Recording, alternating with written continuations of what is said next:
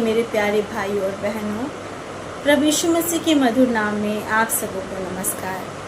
आज का जो वचन है जो मैं आपके लिए लेके आई हूँ वो नीति वचन उसका 1 से 3 अध्याय है ना। मैं आपके लिए पढ़ना चाहूँगी। यहाँ पे जो है लंबी आयु, कुशलता, भलाई और गॉड्स फेवर का, परमेश्वर की कृपा का हमारे जीवन में लाने का जो भेद है वो दिया गया है ना। हम पढ़ना चाहेंगे, मैं आपके लिए पढ़ना चाहूँगी। इसमें लिखा है, हे मेरे पुत्र, मेरी शिक्षा को ना भूलना, अपने हृदय में मेरी आज्ञाओं को रखे रहना, क्योंकि ऐसा करने से तेरी आयु बढ़ेगी और तू अधिक कुशल से रहेगा, है ना। फिर लिखा है, कृपा और सच्चाई तुझसे अलग न होने पाए, वरन उनको अपने गले का हार बनाना और अपनी हृदय रूपी पटिया पर लिखना, तो तू परमेश्वर और मनुष्य दोनों का अनुग्रह पाएगा, तू अति बुद्धिमान होगा। यहाँ पे जो मेन बातें हैं वो लिखी गई है प्रभु की शिक्षा, है ना।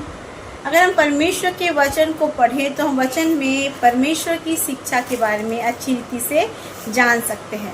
परमेश्वर ने हमें भलाई सिखाई, परमेश्वर ने हमें अपना भय मानना सिखाया, परमेश्वर ने हमें हर एक वो अच्छा काम करना सिखाया जिसके कारण हमारी जीवन की जो आत्मिकता है वो उन्नति करती है और वो हमें धर्मी बनाती है ना। अगर हम पुराने नियम में देखेंगे तो परमेश्वर ने मूसा के द्वारा अपने लोगों के लिए आज्ञाएं दी थी, है ना। वो 10 आज्ञाएं थी और वो जो 10 आज्ञाएं थी वो ऐसी आज्ञाएं थी जिसमें हर एक बातें कवर की जाती थी, जैसे माता पिता की आज्ञा मानना, प्रभु का भय मानना, प्रभु के नाम को व्यर्थ में ना लेना, है ना। किसी की प्रभु के नाम से प्रतिमा बना करना पूजना, लालच ना करना, चोरी ना करना, दूसरों की चीज़ों पर लालच लोभ ना करना, स्त्री परिस्त्री गामी ना होना, मतलब किसी दूसरों की स्त्री को लेके गलत दृष्टि या गलत काम ना करना। ये सारी बातें अगर हम देखें तो हम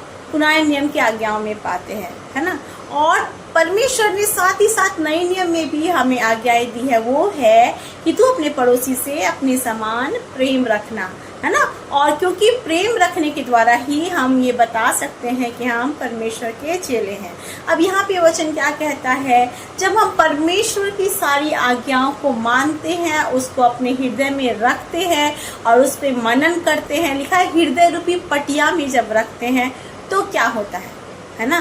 तो आशीषें लिखी गई है ना। जैसे हम जानते एग्जामिनेशन में अगर हम सोचो कोई रेलवे के एग्जाम में बैठता है, अगर वो एग्जाम में बैठता है, वो पास करता है तो क्या होता है रिजल्ट, उसको जॉब मिलती है ना, उसको जॉब मिलता है। वैसे ही अगर कोई शिक्षक बनना चाहता है तो वो शिक्षक के एग्जामिनेशन में बैठता है, उसके ट्रेनिंग को पूरा करता है, तो वो पास होने के बाद क्या होता है, शिक्षिका या शिक्षक बनता है ना। यहाँ पे भी जो परमेश्वर ने कुछ शर्त और कंडीशन रखी है और जब उस कंडीशन को हम पूरा करते हैं तो हम क्या करते हैं, परमेश्वर की आशीषों को देखते हैं। तो पहला कंडीशन परमेश्वर ने क्या बोला कि मेरी शिक्षा को तू ना भूलना, जो बातें मैंने तुझे तेरी भलाई के लिए बताई है उन बातों को तू ना भूलना। और कहता है अपने हृदय में मेरी आज्ञाओं को रखे रहना। ऐसा करने से क्या होता है, ऐसा करने से क्या होगा, सबसे पहला जो है आशीष है वो है तेरी आयु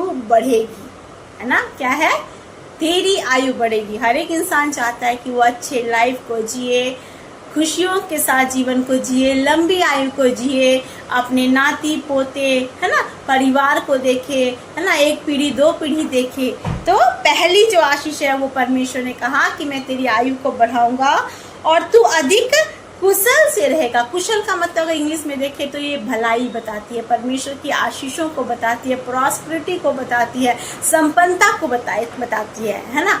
तो हर एक इंसान अगर इस संसार में अगर किसी से आप पूछोगे, हो सकता है कि कोई आपको क्लियर आंसर ना दे, लेकिन हर एक इंसान ये चाहता है कि वो आशीष से भरा जीवन जिए, है ना, वो लंबी आयु जिए, वो बीमारियों से, है ना, दुख से, मुसीबतों से दूर होके एक ऐसा जीवन को जिए जिसमें आशीष हो, कुशलता हो, भरपूरी हो, आनंद हो, है ना। और पहली आशीष हमने देखा लंबी आयु, दूसरी आशीष परमेश्वर की कुशल, और तीसरा क्या लिखा, कृपा और सच्चाई तुझसे अलग ना होने पाए। जब तू कृपालु बनेगा, जब तू सत्य को लेके चलेगा और तू ऐसा इंसान बनेगा जिसके जीवन से कोई ठोकर नहीं खाएगा, लेकिन तेरे जीवन से प्रभु क्या दिखेगा, प्रभु की कृपा दिखाई देगी, है ना। जब एक इंसान परमेश्वर का भय मानता है, उसकी आज्ञाओं से प्रसन्न रहता है और उस पर मनन करता है, तो वो 100% दूसरों के लिए भी वैसे ही सोचता है। तो लिखा है जब कृपा और सच्चाई तेरे जीवन में होगी और तुझसे अलग नहीं होगी, है ना, तो उसकी आशीष क्या है, उसकी आशीष है तब तू परमेश्वर और मनुष्य दोनों का क्या पाएगा, अनुग्रह पाएगा, है ना। ये बहुत बड़ी बात है फेवर को पाना, है ना।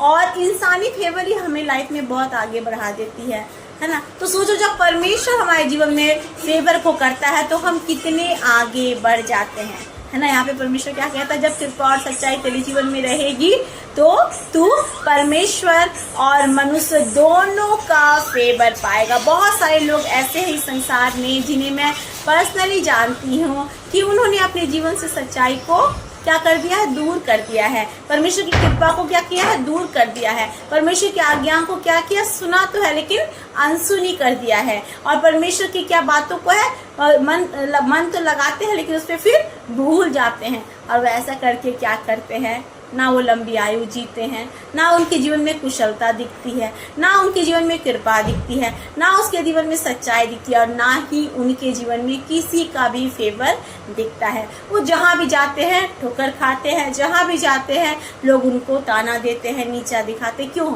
क्योंकि उन्होंने जो बेसिक कंडीशन थी इन आशीषों को पाने का, वो कंडीशन ही खो दिया है। मेरे प्रियो, हम जानते हैं हम अंत के दिनों में जी रहे हैं और बहुत जरूरी है कि हमारा जीवन परमेश्वर के वचन पर आधारित हो, है ना। परमेश्वर के वचन के क्या बोलते मनन करने पे आधारित हो, है ना। वचन सुन लिया, वचन पढ़ लिया, फिर वचन भूल गए, नहीं, ऐसा नहीं। उस वचन को हमें क्या करना है, हृदय रूपी पटिया में लिख के जब किसी बात को हम दिल से लगाते हैं तो उसके बारे में हम सोचते रहते हैं। सपोज उदाहरण के लिए अगर आप किसी से प्यार करते हैं, चाहे वो आपका दोस्त हो या कोई आपका बच्चा हो या कि आपका फ्रेंड हो या फिर आपकी मम्मी हो, आपके पापा हो, आप उसको खुश करने के प्रयत्न में लगे रहते हैं कि हाउ कैन, है ना, how I will make this person happy because I love him, I want to do something for this person, है ना। तो वैसे ही जब हम परमेश्वर से प्यार करते हैं, उनकी बातों को अपने मन में लगाते हैं और उनकी अच्छाइयों को अपने जीवन में लेते हैं। मेरे प्रिय, परमेश्वर ऐसा नहीं है जो फ्री में आपसे कुछ कराए। जब आप परमेश्वर के काम को करेंगे, प्रभु आपको सबसे पहला क्या देगा, हरी बीमारियों से मुक्ति देके दीर्घायु देगा। दूसरा, परमेश्वर आपको प्रॉस्पेरिटी देगा, है ना, हैप्पीनेस देगा, कुशलता देगा। तीसरा, परमेश्वर आपको क्या देगा, आपको अनुग्रह से भरेगा, है ना, अपनी दया से भरेगा और आप उसके फेवर को, उसके कृपा दृष्टि को अपने जीवन में पाएंगे। आज मैं नहीं जानती आप अपने जीवन में किस क्षेत्र में असफल हो रहे हैं। अगर आप किसी भी क्षेत्र में असफल हो रहे हैं तो आज इस नीति वचन के 3 अध्याय के 1 से 3 और 4 वचन पर ध्यान दें और बोले, प्रभु क्या मेरा जीवन ऐसा है कि मैं आपकी शर्तों को पूरा कर रहा हूँ? अगर मैं नहीं कर पा रहा हूँ तो मेरी मदद कर परमेश्वर कि मैं इन वचनों को पूरा कर सकूँ, क्योंकि I want to live a life that is full of blessing. I want to see your blessings, I want to see your favour in our life, है ना। I want to be a blessing to others as well. जब हम ऐसी सोच और विचार को रखेंगे तो परमेश्वर की आत्मा हमारे जीवन में काम करेगी, उसका वचन हमारे जीवन से ना दिखाई देगा। लोग बोलेंगे हाउ प्रैक्टिकल से ही, है ना, और ही जो ये कहता है वो करता है। इसके जीवन से हम परमेश्वर के गुणों को देखते हैं। जब हम परमेश्वर के गुणों को दिखाएंगे, उसके वचनों को पूरा करके अपने जीवन को एज ए ट्रांसपेरेंट जीवन जिएंगे, है ना, जिससे परमेश्वर खुश होता है, तो मैं कह सकती हूँ मेरे प्रियो कि आप किसी भी भली वस्तु के लिए आप जो है ना क्या बोलते हैं, है ना, you will not lack any good things, है ना, but God will give His favor to you, His blessings to you, His long life, है ना। परमेश्वर अपनी दीर्घायु को, अपने अनंत जीवन की जो आशीष है ना, उस दीर्घायु को आपको देगा। आपको पता है जब प्रभु को मानते हैं तो आप केवल ना इस संसार में जीते हैं, लेकिन एक अगर आपका जीवन इस संसार में खत्म होता है उसके बाद भी आपको एक जीवन दिया जाता है, that is eternal life and you never lose that, है ना। आप उसे कभी खोते नहीं, लेकिन उसे हमेशा के लिए जीते हैं। तो मेरे प्रियो, आज परमेश्वर के सामने अपने जीवन को एक नई तरीके से समर्पित करें और परमेश्वर से कहे, प्रभु इस संसार में मैं आया तो हूँ, चाहे जैसी भी जिंदगी आज तक मेरी गुजरी, लेकिन आज मैं आपके फेवर को देखना चाहता, आपकी कुशलता को, आपकी आशीष को सच में देखना चाहता, ताकि लोग इस बात को नोटिस करें और बोलने पाए कि सच में ये परमेश्वर के लोग हैं जिनके जीवन से हम चेंज को देखते हैं, है ना, बदलाहट को देखते हैं। Because they are not the same person as we, but they are very different, है ना, because they reflect God's love and God's favour through their life. और जब ऐसा होगा तो हम सच में अपने लिए ब्लेसिंग लाएंगे और दूसरों के लिए भी ब्लेसिंग को रखेंगे। आइए हम प्रार्थना करें और परमेश्वर से आशीष को मांगे। अनुग्रहकारी महान परमेश्वर पिता, मैं नम्र दिन होकर आपके चरणों तले आती हूँ। मैं आपका धन्यवाद करती हूँ परमेश्वर पिता, जो वचन आपने दिया प्रभु। और ये भेद की बात ये है परमेश्वर पिता कि जब हम आपके वचन को मानते हैं, उसे अपने हृदय में रखते हैं प्रभु, आपकी आज्ञाओं से प्रसन्न होते हैं, उसे हृदय रूपी पटिया में रखते हैं, कृपा और सच्चाई से अपने आप को भरते हैं पिता, तो हम निश्चय आपकी आशीष को पाते हैं, हम दीर्घायु पाते हैं, हम कुशल को देखते हैं परमेश्वर। हम आपकी फेवर को, आपकी ब्लेसिंग्स को, आपकी कृपा को अपने जीवन के हर क्षेत्र में देखते हैं। और प्रभु आप हमें परमेश्वर और मनुष्य दोनों के सामने अनुग्रह देते हैं पिता। इसके लिए मैं आपका धन्यवाद करती हूँ परमेश्वर। मैं प्रार्थना करती हूँ जितने लोग हैं प्रभु जो इस वचन को सुन रहे हैं परमेश्वर पिता, जो इस प्रार्थना को सुन रहे हैं, वो आप में परमेश्वर पिता बढ़ने पाए, उनके जीवन बदलने पाए, ताकि वो इस भेद को जाने कि if I really want to have some blessings I need to obey God's word अब्बा। और जब वो परमेश्वर के वचन को मानेंगे परमेश्वर पिता, आप फेथफुल हैं उन्हें आशीष देने के लिए लॉर्ड आई प्रे।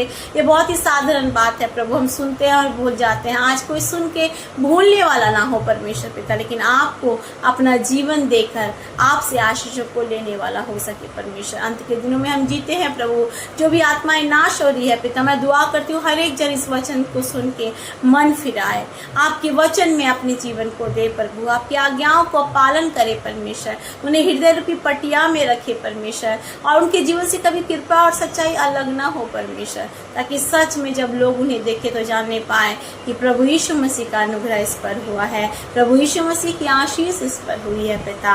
हर एक को छुए आशीष जिनकी जो जरूरतें हैं पिता वो भी पूरी करे पिता, हर एक के आंसू को पोंछ कर आपका बेटी और आपका बेटा बनाए प्रभु। जब हम आपके बारिश ठहरते हैं पिता तो हमारे साथ आपकी आशीषें चलती रहती है। धन्यवाद करते हैं प्रभु, आपने प्रार्थना सुनना उत्तर दिया। यीशु के नाम से इस प्रार्थना को मांगते हैं और पा लेते हैं, आमीन आमीन। Praise the Lord, God bless you all.